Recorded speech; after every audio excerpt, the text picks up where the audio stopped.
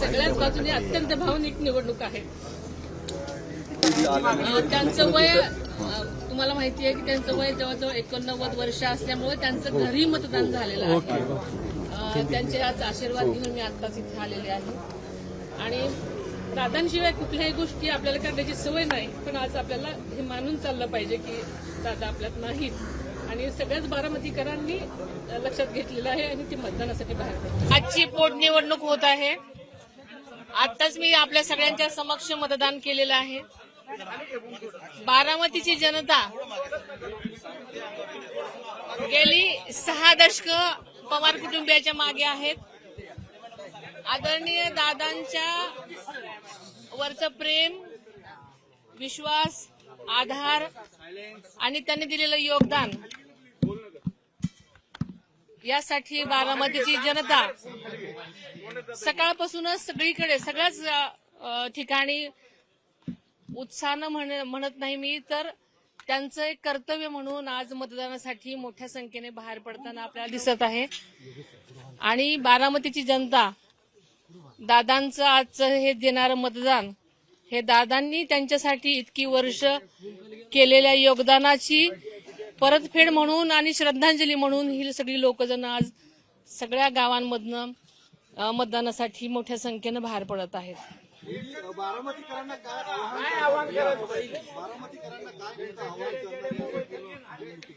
खरं सांगायचं तर ही संबंध पोटनिवडणूक अत्यंत भावनिक वातावरणात होत असल्यामुळे स्वतः बारामतीकरच त्यांनीच ही निवडणूक हातात घेतलेली आहे आणि त्यामुळे ते प्रत्येक जण आपले कर्तव्य म्हणून या निवडणुकीकडे पाहतायत आणि मतदानासाठी सगळे ते बाहेर आलेले पडतायत.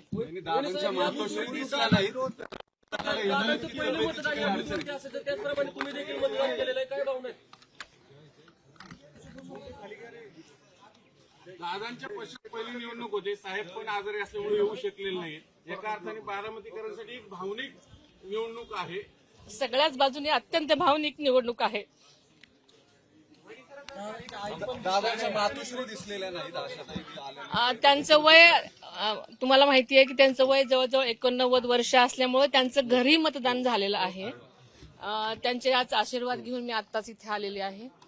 आणि दादांशिवाय कुठल्याही गोष्टी आपल्याला करण्याची सवय नाही, पण आज आपल्याला हे मानून चाललं पाहिजे की दादा आपल्यात नाहीत आणि सगळ्याच बारामतीकरांनी लक्षात घेतलेलं आहे आणि ते मतदानासाठी बाहेर पडतात. सुनेत्रा जी, हिंदी में बता दीजिए, आप बहुत भावुक हुई है, पहली बार अजीत दादा ने क्या कहेंगे? बारामती की जनता पिछले 60 सालों से हम पवार कुटुंबीय के साथ रही है, सपोर्ट किया है और ये जो इलेक्शन है वो दादा के बिना हो रहा है, इसलिए सब ये इलेक्शन बारामती के लोगों ने अपने हाथ में ही लिया है. वो अपना वोट दादा के लिए एक श्रद्धांजलि के रूप में देना चाहती है और उसके लिए सब गांव में भी सब लोग अपनी अपनी तरफ से बाहर आ रहे हैं. बाहर गांव के लोग भी खास करके ये इलेक्शन के लिए आए हैं. क्या अपील करेंगी बारामतीकरों को?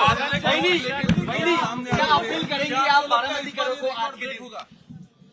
वैसे तो बारामती के लोगों ने हाथ में ये इलेक्शन लिया है, मैंने बोला है, लेकिन बारामती के लोगों को पता है कि दादा ने इतने साल उनके लिए जो किया है उनको वापस देने का एक ही आज का उनका दिन है और इसके लिए अपना वोट, ये कीमती वोट उनके लिए वो डालना चाहते हैं और इसके लिए वो बाहर आए हैं.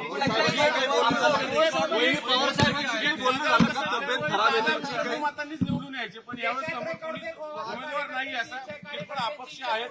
भावनिक किनार आहे. लीड रेकॉर्ड बारामतीकरांनी आजपर्यंत अनेक रेकॉर्ड व्यक्त केलेले आहेत. त्यामुळे बारामतीने ठरवलं तर प्रत्येक गोष्ट ते करू शकतात आणि त्यांनी मनावर घेतलंय. मी आता पहिल्यापासूनच सांगते. साहेबांशी काही बोलणं झालंय का? तब्येत खराब? आदरणीय साहेबांची तब्येतीची मी विचारपूस केलेली आहे. त्यांची प्रकृती बरी नसल्यामुळे ते काही फोनवर